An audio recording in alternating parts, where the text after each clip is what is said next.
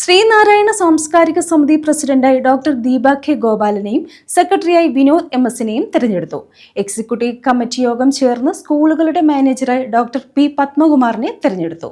കായംകുളം ശ്രീനാരായണ സാംസ്കാരിക സമിതിക്ക് പുതിയ ഭാരവാഹികളായി. കഴിഞ്ഞ ദിവസം നടന്ന ഭരണസമിതി തെരഞ്ഞെടുപ്പിൽ പ്രസിഡന്റായി ഡോക്ടർ ദീപ കെ ഗോപാലിനെയും സെക്രട്ടറിയായി വിനോദ് എം.എസിനെയും തെരഞ്ഞെടുത്തു. ഡോക്ടർ പി പത്മകുമാറാണ് വൈസ് പ്രസിഡന്റ്. പള്ളിയമ്പിൽ ശ്രീകുമാറിനെ ജോയിന്റ് സെക്രട്ടറിയായും പ്രൊഫസർ ടി എം സുകുമാരബാബുവിനെ ട്രഷററായും Anitha Sathyan, Anilkumar, doctor Ganga B S, Dhanapal S, Narayanadas S, Pushpakumari T, Praveen, Beena A, Sasidharan V, Sreekumaran എന്നിവരെ എക്സിക്യൂട്ടീവ് കമ്മിറ്റി അംഗങ്ങളായും തെരഞ്ഞെടുത്തു.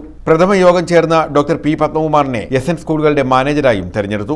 ഞങ്ങളുടെ വോട്ടർമാർ ഇന്നത്തെ ഈ വാർഷിക പൊതുയോഗത്തിൽ തെരഞ്ഞെടുപ്പിൽ പങ്കെടുക്കാനായിട്ട് കൂട്ടത്തോടെ എത്തിക്കൊണ്ടിരിക്കുകയാണ്.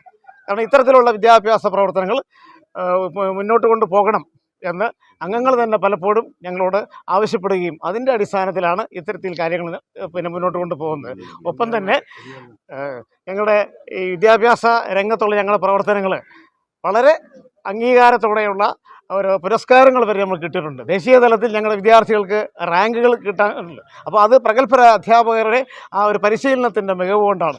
മാത്രമല്ല സംസ്ഥാന തലത്തിൽ CBSEയുടെ പുരസ്കാരങ്ങൾ പലതരത്തിൽ, അത് അക്കാഡമിക് മികവിന് മാത്രമല്ല സോഷ്യൽ കമ്മിറ്റ്മെൻറ്റിന്, അതുപോലെ എക്കോളജിക്കൽ പ്രൊട്ടക്ഷന് തുടങ്ങിയിട്ടുള്ള വ്യത്യസ്തങ്ങളായ മേഖലകളിൽ ഞങ്ങളുടെ കുഞ്ഞുങ്ങളെ പങ്കെടുപ്പിച്ചുകൊണ്ട് കാര്യങ്ങൾ നടത്തിയിട്ടുണ്ട്. അതിൻ്റെ അംഗീകാരങ്ങൾ ഞങ്ങൾ കിട്ടുന്നുണ്ട്.